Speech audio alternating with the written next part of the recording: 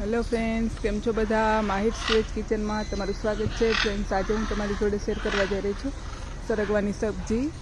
અને તમે જોઈ શકો છો અત્યારે સરગવો મારા ઝાડમાં કેટલો સરસ આવેલો છે.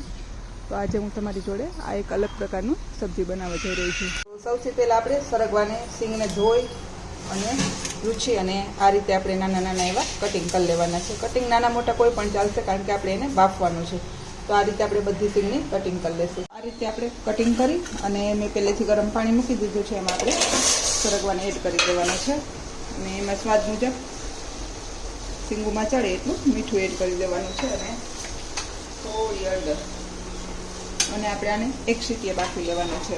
અને તમે ખુલ્લામાં પણ આને બાફી શકો, પણ આનાથી આપણી પ્રોસેસ જલ્દી થઈ જાય. તો હવે એક સીટી જે થવા દેશું. સુધી આપણો સરગવો બફાય છે ત્યાં સુધી આપણે એક મસાલો રેડી કરશું. જેના માટે મેં અડધી ચમચી હળદર લીધી છે, 2 ચમચી ધાણા જીરું પાવડર લીધું છે, 1 ચમચી કાશ્મીરી લાલ મરચું પાવડર લીધું છે, અને એ તમારી તીખાશ મુજબ તમે વધઘટ કરી શકો છો.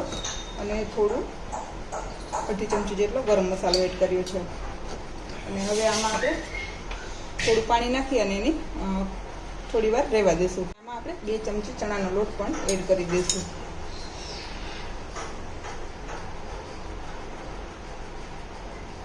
અને હવે એને આપણે સરસ એવું મિક્સ કરી લઈશું. તો આ રીતે આને મિક્સ કરી અને સાઈડમાં રાખી દેવાનું છે.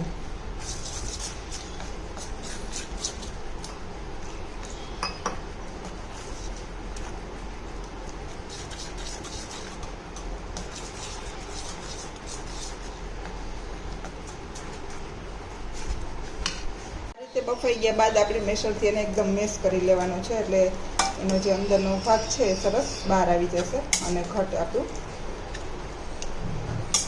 થઈ જશે. તો આ રીતે સરસ એકદમ મેશ કરી લેવાનું છે. રીતે મેશ થઈ જાય પછી આપણે એને ગાળી લેશું.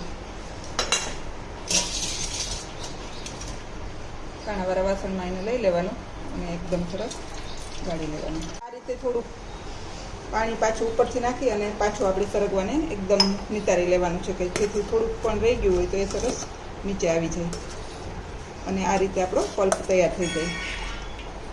પલ્પ છે એ તૈયાર છે. સરગવાનો પલ્પ પણ રેડી છે. આમાં મેં એક નાની સોપારી જેટલી આંબલીને પલાળી એનો પલ્પ કરેલો છે. આ 3 થી 4 સ્લીટ કરેલી મરચી છે, અધકચરું વાટેલું 1 ચમચી જેટલું લસણ છે, 4 થી 5 સ્લાઇસ કરેલી ડુંગળી છે અને 1 મોટું ટમેટું છે. તો હવે આપણે શાકની વઘાર કરશું. વાસણમાં 3 થી 4 ચમચી જેટલું તેલ લેવાનું છે અને તેલ ગરમ થઈ જાય એટલે આપણે એમાં સૌથી પહેલાં જીરું એડ કરશું. થોડી હિંગ એડ કરવાની છે અને થોડો લીમડો.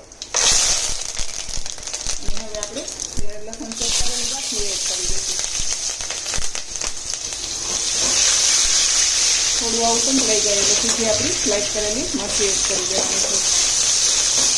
આ મેં મીડિયમ તીખી મરચીનો યુઝ કર્યો છે. તમને વધારે તીખું ભાવતું હોય તો તમે તીખું પણ યુઝ કરી શકો છો. ખૂબ જ ઓછા મસાલાથી બનતી આ સબ્જી છે, એકદમ સરસ ટેસ્ટી, અને ભાત જોડે તો એને ખાવાની ખૂબ જ મજા આવે એવી બને છે. તો ચોક્કસથી ટ્રાય કરશું. હવે બસ આ રીતની મરચી થોડી સંતળાઈ જાય એટલે આપણે ડુંગળી એડ કરી દઈશું.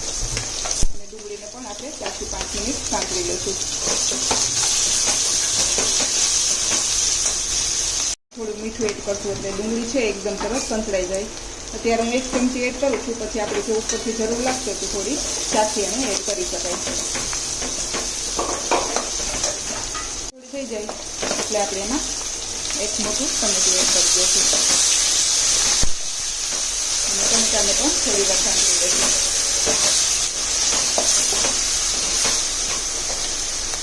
થોડા થઈ ગયા છે એટલે આપણે જે પેસ્ટ બનાવેલી ચણાના લોટ અને મસાલાની એ એડ કરી દઈશું. આનાથી આપણી સબ્જી છે થોડી ઠીક થશે અને મસાલા સરસ પાણીમાં પડી ગયા હોય તો સબ્જીનો ટેસ્ટ પણ સારો આવશે. અને હવે એને હલાવી દઈશું.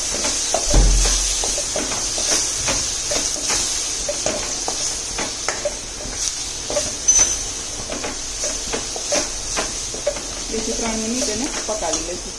3 મિનિટ સંતળાઈ જાય પછી આપણે જે આંબલીનો પલ્પ કરેલો એ એડ કરી દેવાનો છે. અને જો તમને થોડું સ્વીટ જોઈતું હોય તો તમે આથી જે થોડો ગોળ પણ અત્યારે એડ કરી શકો.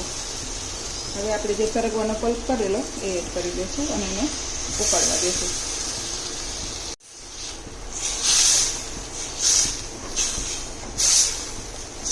થોડું ઘટ થઈ જાય પછી આપણી સબ્જી છે એને નીચે લઈ લઈશું.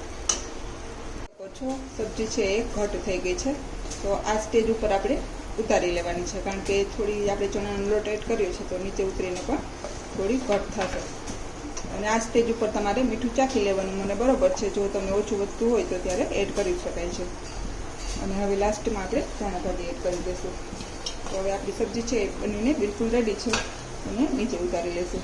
તૈયાર છે મારું સરગવાનું આ નવી રીતનું શાક, જેને મેં ભાત જોડે સર્વ કર્યા છે. જો તમને મારી આ રેસીપી પસંદ આવે તો લાઈક કરજો, શેર કરજો અને સબસ્ક્રાઈબ કરવાનું ભૂલતા નહીં. Thank you, by.